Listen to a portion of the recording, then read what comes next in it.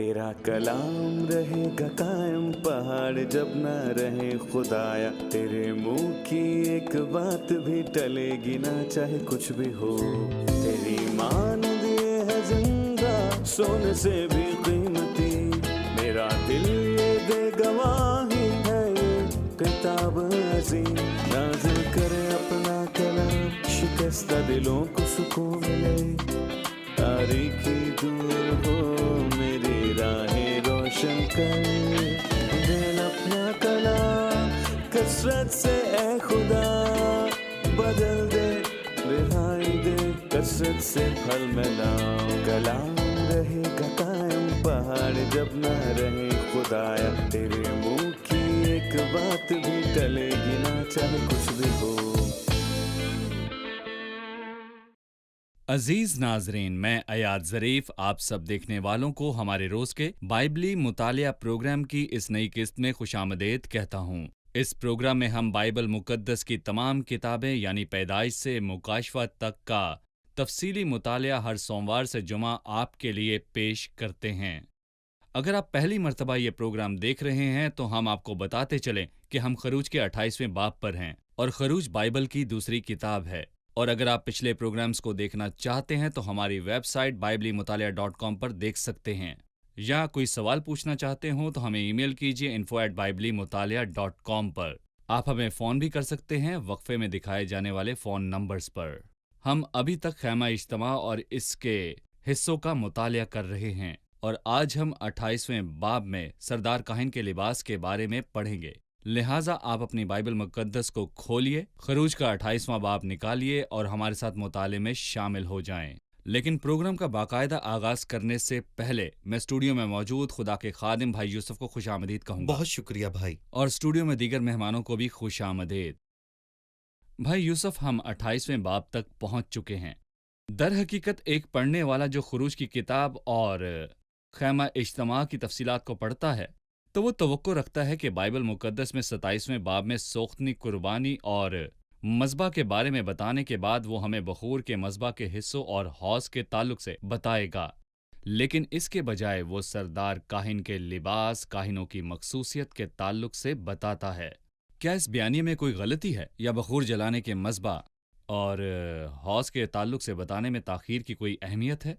यकीनन एक सख्त कारी इसको गलती ही समझेगा, लेकिन खुदा यकीनन गलती नहीं कर सकता। एक ईमानदार होते हुए हम ये जानते हैं कि ये किताब खुदा की किताब है और इसमें एक हिकमत भी है, एक बड़ी हिकमत। और हम ये भी जानते हैं कि बाइबल का आगाज बहुत ही अजीब तरीके से हुआ। यह आम आदमी के लिए गैर मंतकी है। गैर मंतकी क्योंकि वो अंदर से शुरू होकर बाहर खत्म हुआ। खैमे में आखिरी चीज यानी शहादत के खैमे से शुरू करके फिर कफारे का सरपोश, फिर मेज और फिर शमादान है। खुदा ने बखूर के मज़बा पर बात नहीं की, उसे छोड़ दिया। फिर वो हमें पीतल के मज़बा यानी सोख्ती कुर्बानी के मज़बा की तरफ ले जाता है। इसका क्या मतलब हो सकता है? इसका मतलब है कि गोया खुदा अंदर से इंसान को लेने आया हो। लेकिन इंसान को खुदा कहाँ मिलेगा? वो उसे पीतल के मज़बा पर मिलेगा या फिर मुमकिना तौर पर सलीब पर खुदा की इंसान से मुलाकात होगी। मसीह की सलीब। गोया खुदा इंसान से मिलने बाहर निकला है और ये मुलाकात इंसान और खुदा की जहां होगी वो सलीब है। और वो सच्चा ईमानदार और परस्तार बन जाएगा। इसका खुदा हाथ थाम लेगा और उसकी रहनुमाई दो चीजों की तरफ करेगा जिनका जिक्र नहीं किया गया। बखूर के मज़बा की तरफ, जो कि रिहाई का बुनियादी मकसद समझा जाता है। खुदा ऐसे परस्तार ढूंढता है जो रूह और सच्चाई से उसकी परस्तिश करें, लेकिन परस्तिश के लिए इंसान को हौज से गुजरना पड़ता है। और खुदा ने बहुत शानदार तरीके से उन दो चीजों का यहाँ पर जिक्र किया है। लेकिन इन दोनों चीजों का जिक्र करने से पहले मैं ये कहना चाहूंगा कि हमें कहानत की जरूरत है। हम कौन हैं जो खुदा के पास जाएं? हमें कहानत की जरूरत है। इसलिए वो 28वें और 29वें बाब में बात करता है और काहिनों और सरदार काहिनों के लिबास के ताल्लुक से इसमें बात की गई है। और सरदार काहिनों और उनके लिबास के ताल्लुक से बात की गई है, यानी खुदा पीतल के मज़बा पर गुनाहगारों से मुलाकात करेगा और गुनाहगारों के हाथों को थाम लेगा। लेकिन उन सबको कहानत की जरूरत होगी और यही बात हमने 28वें और 29वें बाब में पढ़ी थी। इसलिए बखूर के मज़बा पर परस्तिश के ताल्लुक से बात करने से पहले वो परस्तारों के ताल्लुक से बात करता है जो कि काहिन हैं। जी 28वें बाब के इस हिस्से में बिल्कुल। आपने लफ्ज़ कहानत का जिक्र किया। हम जानते हैं कि ये बाब सरदार काहिन के लिबास की तैयारी के ताल्लुक से है। सही। सरदार काहिन, लिहाजा मैं जानना चाहूंगा कि लफ्ज़ कहानत का क्या मतलब है। क्या यहाँ बाइबल में पहली मर्तबा इसका जिक्र आया है? क्या लावियों की कहानत से भी पहले कहानत थी या इसके बाद? लिहाजा कहानत के क्या मराहिल हैं? इब्रानी में लफ्ज कोहन का मतलब है कि जिसे करीब आने की इजाजत मिले। इसलिए कुछ लोग दूसरे सैमुएल के 8वें बाब में इसका जिक्र पढ़कर हैरान होते हैं। दाऊद के बेटे काहिन थे दाऊद। जो कहानत करते थे। दरअसल वो खुदा के काहिन नहीं थे, बल्कि ये उनका काम था कि लोगों की शिकायत को दाऊद तक पहुंचाएं। वो दाऊद के काहिन थे। इसलिए काहिन वो शख्स है जिसे खुदा के पास आने की इजाजत का हक मिला। पेलोठों का हक है, जैसा कि हमने अय्यूब की किताब में पढ़ा। हम अब्राहम और अय्यूब की कुर्बानी को बड़े वाज़े तौर पर देखते हैं, लेकिन ये काहिन के तौर पर नहीं थी, बल्कि वो दोनों अपने घरानों के लिए कुर्बानी करते और अय्यूब और अब्राहम अपने बच्चों के लिए कुर्बानी किया करते थे। खानदानी कहानत। खानदानी कहानत। फिर हम मूसा की कहानत को देखते हैं जो कि इब्रानियों की कहानत है। इब्रानियों की कहानत ये खरूज के 13वें बाब से शुरू होती है। खरूज के 13वें बाब में खुदा ने कहा, सब पेलौठों को यानी बनी इसराइल के सब पेलौठों को मेरे पास ला, वो मेरे हैं। मिस्र में सब पेलौठों को मर जाना चाहिए था, लेकिन खुदा ने उन्हें बचाया और उसने हुक्म दिया कि जिनको मैंने बचाया है वो सब मेरे हों और तमाम पेलौठे उसके हैं। खुदा ने गिनती की किताब के 3 बाब में पेलौठों की बजाय कहानत का ख्याल तरतीब दिया था और खुदा ने सब पेलौठों की बजाय लावियों को ले लिया। और इस सब का जिक्र हमें गिनती के किताब के 3 बाब में मिलता है। ये हारून की कहानत है, क्योंकि खुदा ने लावियों के कबीलों को चुन लिया और खुदा ने उनमें से हारून के खानदान को चुना ताकि उनको कहानत का काम दिया जाए और लावियों को खिदमत के लिए मुकर्रर किया। और खुदा ने नए अहदनामे में इसे हमारे लिए ख़त्म कर दिया। खुदा का इसमें एक वाज़े मकसद था और अब मजीद कहानत नहीं रही, बल्कि अब वो सब काहिन बन ईमानदार चुके ही हैं। काहिन सही। हैं। और मसीहत में भी हमारे साथ यही हुआ, जैसा कि हम इब्रानियों की किताब में पढ़ते हैं कि हमारा एक सरदार काहिन है। अगर आप पूरे बाब में आम काहिनों को तलाश करेंगे तो ये बेफायदा होगा। अब सरदार काहिन के बाद हमारे लिए काहिन क्यों नहीं है? क्योंकि खुदा खुद काहिन बना और इस बात की तस्दीक पालूस और पतरस ने भी कर दी है। मिसाल के तौर पर मुकाशवा 1:5 में लिखा है कि जिसने अपने खून के वसीले से हमें गुनाहों से मखलसी बख्शी है और बादशाहत दी अपने है खुदा और बाप और- के लिए काहिन बनाया। और जब हम पहले पतरस के 2 बाब को पढ़ते हैं तो वहां पर लिखा है कि तुम काहिनों का मुकद्दस फिरका बनो, ताकि काहिनों का मुकद्दस फिरका बनकर तुम ऐसी रूहानी कुर्बानियां चढ़ाओ। और पालूस कहता है कि हमें पाक मुकाम में दाखिल होने की दलेरी है।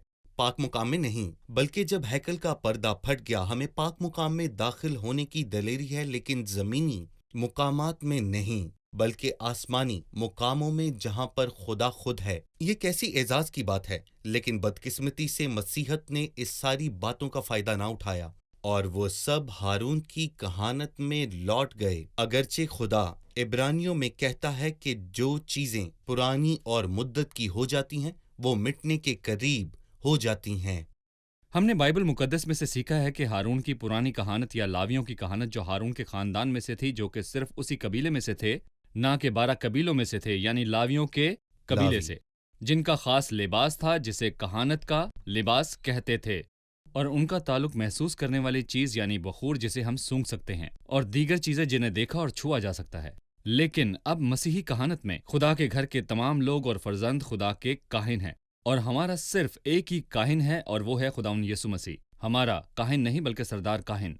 लेकिन जब हम पुराने तरीके से खुदा के लोगों को 2 तरह से तकसीम करते हैं तो हम हारून की कहानत में वापस आ जाते हैं, जिसको खुदा ने ख़त्म कर दिया है, जिसमें उसने नया हुक्म जारी किया, जिसमें वो सरदार काहिन है और हम उसके काहिन हैं। जो चीजें मिट गईं ये उनकी तरफ वापस लौटने के मुतरादिफ है। वो फिर उनकी तरफ वापस लौटते हैं और हमें पुख्तगी की तरफ जाना है, जैसा कि इब्रानियों के 6 बाब में लिखा है। शुक्रिया। हम एक छोटा सा वक्फा लेंगे और फिर दोबारा हाजिर होंगे।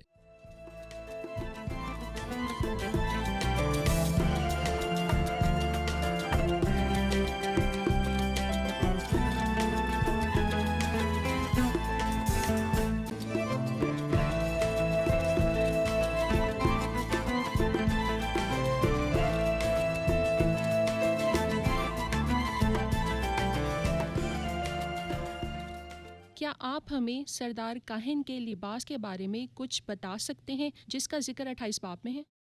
جی بھائی، خروج 28:4 میں 7 چیزوں کا ذکر ہے، اور جو لباس بنائے گئے وہ یہ ہیں، یعنی سینہ بند اور افود، حبا اور 4 خانوں کا، کرتا اور امامہ اور کمر بند۔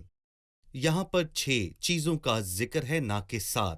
لیکن جب ہم 36ویں آیت پر پہنچیں گے تو ہم 7ویں چیز کا ذکر پڑھیں گے، تو خالص سونے کا ایک پتر بنانا، اور یہ 7ویں چیز ہے۔ اس بات کی یقین دہانی کے لیے کہ یہ 7ویں چیز ہے، ہم خروج کے 29ویں باب کی 5ویں آیت کو پڑھیں گے، جہاں ہم 7 چیزوں کو دیکھ سکتے ہیں۔ اور وہ لباس کو لے کر ہارون کو کرتا اور افود کا حبابہ اور افود اور سینہ بند پہنانا، اور افود کی کاریگری سے بنا ہوا کمر بند اسے باندھنا، اور امامے کو لے کر اس کے سر پر رکھ، اور امامے کے اوپر مقدس تاج جی، لگانا جو کہ سونے کا پتر ہے۔ کا پتر ہے۔ لہٰذا سامنے دکھائی گئی تصویر ہمارے ناظرین کو مزید واضح کر دے گی۔ جی بھائی یوسف، کیا آپ اس تصویر کے ذریعے ان 7 چیزوں کو ہمارے ناظرین کے لیے بیان کریں گے؟ جی وہ یہ ہیں، یہ یقیناً 7 ہیں، اور سب سے اوپر امامہ ہے جسے صاف امامہ کہا گیا ہے۔ پھر صاف امامے کے اوپر سامنے کی طرف سونے کا پترا لگایا گیا ہے، مقدس تاج ہے۔ پھر عدل کا سینہ بند ہے جس پر 12 قیمتی پتھر جڑے ہوئے ہیں، اور پھر افود، اور افود کی کاریگری سے بنا ہوا کمر بند ہے۔ کمر بند تو یہیں پر ہے، اور پھر افود کا حبابہ جس کا رنگ نیلا ہے، یہ آسمانی رنگ ہے جیسا کہ ہم دیکھ سکتے ہیں۔ پھر آخر میں 4 خانے کا کرتا جو کہ لباس کی چیزوں کے آخر میں ہے، اور یہ لباس کا آخری حصہ ہے۔ یہاں ہمارے پاس سردار کاہن کا لباس ہے جو 7 حصوں پر مشتمل ہے، جسے ہم اپنی سکرین پر دیکھ رہے ہیں۔ اور میں یہ بتاتا چلوں کہ یہ بائبل کے 7 حصوں والے گروہوں میں سے ایک ہے۔ ان چیزوں کی تفصیل بتانے سے پہلے سردار کاہن کے لباس کس طرف اشارہ کرتے ہیں اور یہ کس کے لیے ہیں؟ بہت دفعہ ہم لوگوں کو ان کے لباس سے پہچانتے ہیں، مثلاً ایک افسر کو ہم اس کے لباس سے پہچانتے ہیں کہ اس کا عہدہ کیا ہے، جیسے کہ ہم ڈاکٹرز اور نرسز کو ہاسپٹل میں پہچانتے ہیں، یعنی ہم لباس سے یہ جانتے ہیں کہ اس کا عہدہ یا منصب یا اس کا کام کیا ہے، اور یہی بات ہم کاہنوں کے لباس میں دیکھتے ہیں جو ان کے کام کے مطابق بنائے گئے تھے کہ وہ کون ہیں اور ان کا کام کیا ہے۔ اور ہم جانتے ہیں کہ ہمارا سردار کاہن ہمارا یسوع المسیح ہے، اور ہم دیکھ سکتے ہیں کہ وہ اپنے جلال اور اپنی قدرت کے ساتھ ہمیں آسمان پر ایک دن لے جانے کے لیے ضرور آئے گا۔ اس لیے اسے جلال اور خوبصورتی کا لباس کہا جاتا صحیح۔ ہے۔ ٹھیک ہے، جہاں تک باقی چیزوں کا تعلق ہے وہ پہلے ٹکڑے سے شروع کرتا ہے۔ ہمیں توقع تھی کہ وہ امامے سے شروع کرے گا، یعنی اوپر سے نیچے، لیکن 6 تا 14 آیات میں وہ اس لباس کے تعلق سے بات کرتا ہے۔ ہم افود کو اسکرین پر دیکھیں گے، آپ اس کے متعلق وضاحت کیجیے اور آپ ہمیں ان چیزوں، رنگوں اور حصوں کے تعلق سے بتائیے تاکہ ہمارے ناظرین اچھی طرح سے سمجھ پائیں کہ یہ کس کی طرف اشارہ ہے۔ جی بھائی۔ وہ افود سے آغاز کیوں کرتا ہے؟ کیونکہ افود اہم چیز ہے۔ کہانت میں اسے افود کہتے ہیں۔ ہم اس کا ذکر داؤد کی زندگی میں کافی بار سنتے ہیں، اور جب داؤد نے کہا کہ مجھے افود لا کر دیا جائے، اور اس نے اسے خدا کی رہنمائی جاننے کے لیے استعمال کیا، جیسا کہ ہم نے سینہ بند میں دیکھا ہے، اریم اور تمیم سینہ بند میں، اور وہ چیزیں جس سے افود بنا ہے، اور یہ کتان کے کپڑے سے بنا ہے۔ اس کے بہت سے رنگ ہیں، نیلا، ارغوانی، سرخ کپڑے اور بٹے ہوئے کتان۔ یہ وہی رنگ ہیں جن کا ذکر ہم نے خوبصورت پردوں کے تعلق سے بات کرتے ہوئے کیا تھا۔ یہ مسیح کو ظاہر کرتا ہے۔ نیلا آسمانی ارغوانی رنگ مسیح کو بادشاہ کے طور پر ظاہر کرتا ہے۔ سرخ بطور چھوڑانے والے کے، بٹا ہوا کتان مسیح کے بے گناہ ہونے کو۔ ان چاروں خوبصورت رنگوں کے ساتھ ان کے درمیان سونے کی گھنٹیاں ہیں جو کہ ان سب کو ملائے رکھتی ہیں، اور اسی کی وجہ سے افود روشن نظر آتا ہے۔ در حقیقت سارا جلال ہمارے زندہ مسیح کا ہے، اور یہ کس طرف اشارہ کرتا ہے؟ جو کہ جلال اور عزت کا تاج لیے ہوئے ہے، وہ افود کے 2 ٹکڑوں پر مشتمل ہے، اور سینے اور پشت کی جانب سونے کی گھنٹیوں کے ساتھ افود سینہ بند پر 2 سنگ سلیمانی کے ساتھ جڑا ہوا ہے، اور سردار کاہن کے کندھوں پر ان اسرائیل کے بیٹوں کے نام کندھے ہوئے ہیں، 6 قبیلوں کے داہنی طرف اور 6 قبیلوں کے بائیں طرف۔ اور میں یہاں پر یہ بھی کہنا چاہتا ہوں کہ ان کی پیدائش کی ترتیب سے کسی کو بھی किसी पर भी कोई फोकियत नहीं है, क्योंकि ये इसराइल के कबीले सब के सब बराबरी के हामिल हैं, और ये हमें खुदा खौफ ईमानदारों की हिफाजत के ताल्लुक से बता रहे हैं। कोई इन्हें मुझसे छीन न ले, इसलिए मैं इनको अपने कंधों पर उठाए हुए हूँ। खुदा हर ईमानदार को अपने कंधों पर उठाता है और सल्तनत उसके कंधों पर होगी। अगरचा कि एक कंधा पूरी दुनिया को उठाने के लिए काफी नहीं है, लेकिन दोनों कंधों ने पूरी दुनिया के ईमानदारों को अपने कंधों पर उठाया हुआ है। और संगे सुलेमानी हमें इसकी वाज़ेह तस्वीर पेश करती है। आपने कहा कि काहिन के कंधों पर। सही। हमें याद है जब चरवाहे ने खोई भेड़ को पा लिया तो उसे कंधों पर उठा लिया। कंधे हमेशा मजबूती को जाहिर करते हैं, क्योंकि ईमानदार हमेशा ही खुदावंद के कंधों पर हैं। भाई यूसुफ, अगली चीज, अदल का सीना बंद है जो अफूद से मुंसलिक है। दोनों कंधों पर 2 सींग सुलेमानी हैं और अदल का सीना बंद है जो कि अफूद पर है। क्या आप हमें और हमारे नाजरीन को इसके बारे में बता सकते हैं? अदल का सीना बंद 1 बालिश लंबा और 1 बालिश चौड़ा है, ताकि 12 पत्थर उस पर लग सकें और पत्थरों पर 12 इसराइल के कबीलों के नाम लिखे जा सकें। हम जानते हैं कि खुदा जो हमारा सरदार काहिन है आसमान को 1 बालिश से नापता है, लेकिन मसीह की बालिश और सरदार काहिन की बालिश में फर्क है, क्योंकि उस पर ना सिर्फ इसराइल के कबीलों के नाम आ सकते हैं बल्कि तमाम ईमानदारों के नाम भी आ सकते हैं। और एक गीत में लिखा है कि आओ खड़े हो और सरदार काहिन की तारीफ करें, क्योंकि हमारे नाम उसके सीने पर लिखे हुए हैं और यही उसने हमारे साथ किया। उसने हर कबीले के नाम को खैमे के गिर्द उनके मुकाम के मुताबिक 12 पत्थरों पर कुंधा कर रखा, और ये बहुत शानदार बात है। ये नाम बस लिखे नहीं गए बल्कि कुंधा किए गए थे ताकि मिटाए ना जा सकें, और हम तमाम ईमानदारों के नाम हमारे यीशु अल मसीह नासरी के कीमती सीने पर कुंधे हुए हैं ताकि हमारे नाम मिटाए ना जा सकें। शुक्रिया। हम एक छोटा सा वक्फा लेंगे और फिर दोबारा हाजिर होंगे।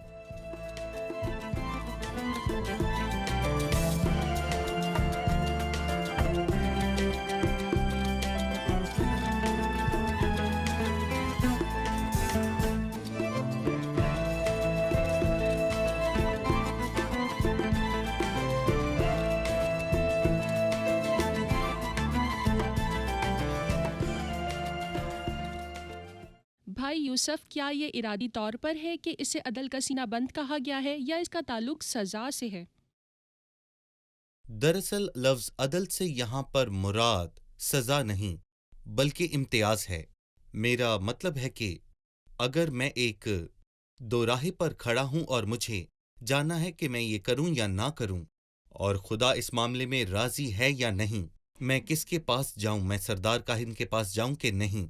उसके पास उरीम या तमीम हैं जो कि सीना बंद में जड़े हुए हैं। वो खुदा से पूछता है और खुदा उसे अदल के सीना बंद के जरिए जवाब देता है कि क्या करना चाहिए और क्या नहीं करना चाहिए। और अगर हम गिनती के 27वें बाब को पढ़ें तो वहां पर एक ऐसे शख्स का जिक्र है जो जंग के लिए तैयार है, और वह सरदार काहिन के पास खड़ा है। वो अली अजर है जो खुदा की जानिब से खुदा के हजूर और उरीम का हुक्म दरियाफ्त करने के लिए गया, और उसी के कहने से बनी इसराइल की सारी जमात निकला करे और लौटा भी करे। और दाऊद ने ये काम पहले सैमुएल के 3 बाब में किया। लिखा है, दाऊद ने अखीमलेक के बेटे अबीयातर काहिन से कहा कि जरा अफूद को मेरे पास यहाँ ले आ। सो अबीयातर अफूद को दाऊद के पास लाया, और दाऊद ने खुदा से पूछा, अगर मैं उस फौज का पीछा करूं तो क्या मैं उनको जानूंगा? तो उसने उनसे कहा कि पीछा कर, क्योंकि तू यकीनन उनको जानेगा। सही, बिल्कुल। 2 आयात हैं। पहली संगे सुलेमानी के बारे में है जो कि सरदार काहिन के कंधों पर हैं, और दूसरी अदल के सीना के ताल्लुक से। खरूज 28:12 में लिखा है, और दोनों पत्थरों को अफूद के दोनों मूंढों पर लगाना ताकि ये पत्थर इसराइल के बेटों की यादगारी के लिए हों, और हारून उनके नाम खुदा उनके रूबरू अपने दोनों कंधों पर यादगारी के लिए लगाए रहे। जी। फिर खरूज 30 में वो अदल के सीनाबंद के बारे में बताता है, और तू अदल के सीनाबंद में उरीम और तमीम को रखना, और जब हारून खुदावंद के हजूर जाए तो ये उसके दिल के ऊपर हों। यूं हारून बनी इसराइल के फैसले को अपने दिल के ऊपर खुदावंद के रूबरू हमेशा लिए रहेगा। दोनों सूरतों में वो खुदावंद के सामने हैं। सरदार काहिन के कंधों पर जो नाम संगे सुलेमानी पर खुदावंद के सामने हैं। हम देखते हैं कि ये नाम हमेशा खुदावंद के सामने हैं। भाई यूसुफ, क्या आप हमें खुदावंद की नज़र में हमारी मुस्तकबिल हैसियत के ताल्लुक से बता सकते हैं? सरदार काहिन के कंधों पर और सरदार काहिन के सीनाबंद पर। हम कह सकते हैं कि ये 3 हैं। सही। और 30वीं आयत में लिखा है कि फिर हारून ने बनी इसराइल के फैसले को अपने दिल के ऊपर खुदा के रूबरू हमेशा रखा। यानी 12वीं आयत में और फिर 29वीं आयत में और फिर 30वीं आयत में 3 जगहों पर हमारे नाम और हमारे फैसले मौजूद हैं। इन तीनों गवाहियों के मुताबिक मैं ये जान पाया हूं कि खुदा ने हमें अपने दिल में जगह दे रखी है, जो हमारी कमजोरियों में हमारी मदद करता है। वो हमें अपने कंधों पर उठा लेगा और उनकी मदद करेगा। जिनकी आजमाइश होती है उसने हमारी सजा उठा ली, और इसलिए जो उसके वसीले से खुदा के पास आते हैं वो उन्हें पूरी पूरी निजात दे सकता है। यानी इब्रानियों के 2 बाब में वो उनकी मदद कर सकता है जिनकी आजमाइश होती है, और इब्रानियों के 4 बाब में हमारा ऐसा सरदार काहिन है जो हमारी कमजोरियों में हमारी मदद करता है। दूसरे लफ्जों में मैं ये कहूँगा कि वो हमारी रहनुमाई करता है कि हमें क्या करना चाहिए। सही। जबकि हम इसराइल के लोगों और कबीलों के नामों की बात कर रहे हैं जो कि अदल के सीना बंद पर हैं, हम जानते हैं कि 12 पत्थर 12 जी। कबीले हैं। लेकिन ये आम पत्थर नहीं हैं, कीमती पत्थर हैं। आगाज याकूत से और इख्तिताम ज़ब्र-ए-जद पर। ये कीमती पत्थर खुदा के ताल्लुक से क्या बताते हैं और इनका ईमानदारों से क्या ताल्लुक है? हम दोहरी तस्वीर को देख सकते हैं। पहले ये पत्थर दुनिया के मुख्तलिफ हिस्सों में से आए हैं और ये समंदर की तह में थे या फिर कुछ पहाड़ों की चोटियों पर थे। इसलिए बतौर ईमानदार हम सब एक जगह से नहीं हैं, बल्कि मुख्तलिफ जगहों से हैं। और दूसरी बात ये कि हर ईमानदार की अपनी खूबसूरती होती है और हर ईमानदार एक दूसरे से बिल्कुल फर्क होता है। और खुदा की नज़र में तमाम ईमानदार, मतलब खुदा तमाम ईमानदारों से मोहब्बत रखता है और उसकी नज़र में हम सभी खूबसूरत हैं। और मैं यहाँ पर यह भी कहना चाहता हूँ कि हम सब खूबसूरत हैं, और खुदा ने जो खूबसूरती एक को दी है वो दूसरे को नहीं दी, और जो एक को अता किया है वो दूसरे को नहीं दिया। हमें ये बात सीखनी है कि हम फख्र ना करें, क्योंकि खुदा हम सबको फर्क तरीके से देखता है और हमें अपने खुदा का शुक्रिया अदा करना चाहिए। सही। भाई यूसुफ, अगली चीज 31वीं आयत से लेकर 35वीं आयत तक बताई गई है। इसमें अफूद के जुब्बा के ताल्लुक से बताया गया है। मैं चाहूंगा कि सामने दिखाई गई तस्वीर में आप हमारे नाजरीन को इसके ताल्लुक से बताइए। ये तस्वीर अफूद के जुब्बे को दिखाती है जो कि नीले रंग का है। जैसा कि हम 31वीं आयत में पढ़ते हैं, ये नीली क्यों है? क्योंकि यीशु सरदार काहिन है जो आसमानों से गुजर गया, और जब हम परस्तिश करते हैं तो हम आसमान के एक मुकाम में परस्तिश करते हैं, ना कि जमीनी मुकाम में। और फिर वो कहता है कि वो फट नहीं सकता। जबकि सरदार काहिन ने मसीह के मुकदमे के वक्त अपने कपड़े फाड़ लिए, तो उसने अपनी कहानत का खात्मा कर लिया, क्योंकि काहिन को अपने कपड़े फाड़ने की इजाजत बिल्कुल भी नहीं थी, और उसने अपने कपड़े उस वक्त फाड़ लिए। और जब हम अहबार के 21वें बाब को पढ़ते हैं, फिर वो हमें बताता है कि अफूद के जुब्बे के घेरे में घंटियां और अनार हैं। घंटी और अनार, इसका मतलब क्या है? घंटियां और अनार की तादाद बराबर है। ये अनार क्या है? अनार फलदार होने की तरफ एक वाज़े इशारा है, क्योंकि इस फल में बहुत ज्यादा बीज होते हैं जो कि बाकसरत पाए जाते हैं, और अनार को शरीयत में एक वाज़े अहमियत हासिल है जो फल के ताल्लुक से बताता है। और घंटियां हमें गवाही के ताल्लुक से बताती हैं। हम सीखते हैं कि हमारे काम हमारे अल्फाज के मुताबिक होने चाहिए। सब बराबर हैं। एक घंटी एक अनार, एक घंटी एक अनार, और फिर इनकी आवाज जब वो पाक मुकाम में दाखिल होता और बाहर आता है, ये मसीह की तरफ इशारा है जब वो पाक मुकाम में दाखिल हुआ। जैसे इमाल के 2 बाब में आसमान की आवाज आई, और जब वो पाक मुकाम से बाहर आता है तो वो दोबारा उस पर अपना पाक रूह उंडेलेगा और बड़ी आवाज के साथ आएगा, जिसे पूरी दुनिया सुन पाएगी। खुदा का कलाम किस कदर शानदार है, और अलामती और दुरुस्तगी हमेशा उसमें है। आपने कहा है कि घंटी और अनार लफ्जी गवाही को और फल को जाहिर करते हैं मसीह की जिंदगी में, और जी। घंटी उसके अल्फाज को जाहिर करती है और अनार उसकी जिंदगी को और उसके काम को जाहिर करता है। बिल्कुल। जैसा कि आयत में लिखा है कि जो यीशु शुरू से करता रहा और सिखाता रहा। اور یہ خطرناک ہے جب ایماندار میں گھنٹیاں انار سے زیادہ ہو جائیں، جس کا مطلب ہے کہ عمل سے زیادہ الفاظ ہیں۔ یسوع نے ہمیں بالکل بھی نہیں سکھایا، بلکہ وہ یہ کہتا ہے کہ ہمارے الفاظ ہمارے عمل کے مطابق ہونے چاہیے، جو خدا کو بہت زیادہ پسند ہے۔ اور یسوع شروع میں یہی بات کرتا اور سکھاتا رہا۔ اس نے وہ کبھی بھی نہیں سکھایا جس پر اس نے خود عمل نہ کیا ہو، یعنی کہ اس نے اپنے دشمنوں سے پیار کیا، جو کہ سچ میں بہت مشکل ہے۔ اس نے اپنے دشمنوں کے لیے محبت کا اظہار کیا، بلکہ اس نے اپنے قتل کرنے والے کے لیے دعا کی کہ اے باپ تو ان کو معاف کر، یہ نہیں جانتے کیا کرتے ہیں۔ ٹھیک ہے، شکریہ۔ ہمارے پروگرام کا وقت ختم ہوا چاہتا ہے۔ اب ہم مہمانوں سے رائے جانیں گے۔ آج کے پروگرام سے آپ نے کیا سیکھا؟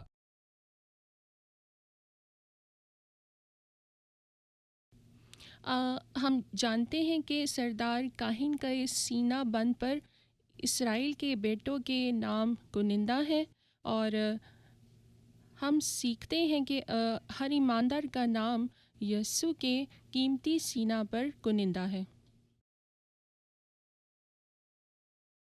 ہم جانتے ہیں کہ عدل کے سینہ بند کا مطلب سزا نہیں ہے، جیسا کہ گنتی کی کتاب میں خداوند کے سامنے اوریم کے حکم کا مطلب ہے کہ جب میں دوراہے پر کھڑا ہوں اور مجھے کچھ چناؤ کرنا ہے، اس لیے مجھے سردار کاہن یسوع مسیح کے پاس جانا ہے۔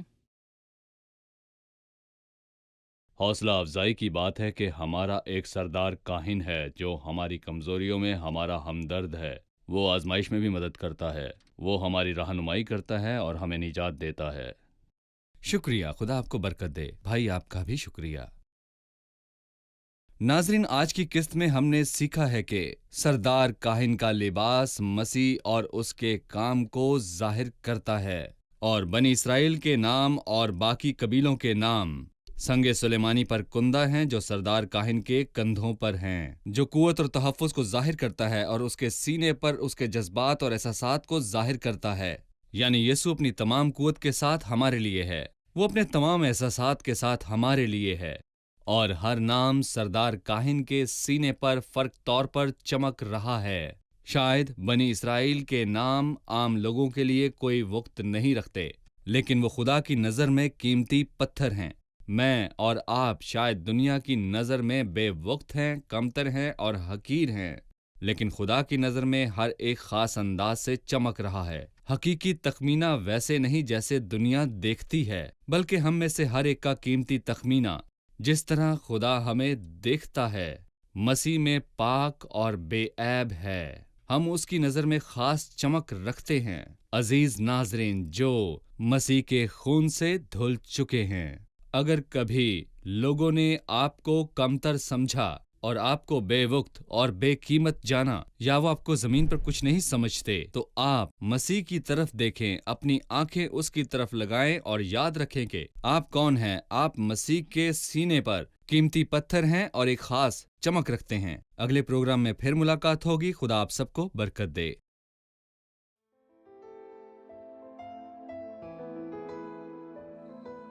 تیرا کلام رہے گا قائم، پہاڑ جب نہ رہے خدایا، تیرے منہ کی ایک بات بھی ٹلے گی نہ، چاہے کچھ بھی ہو۔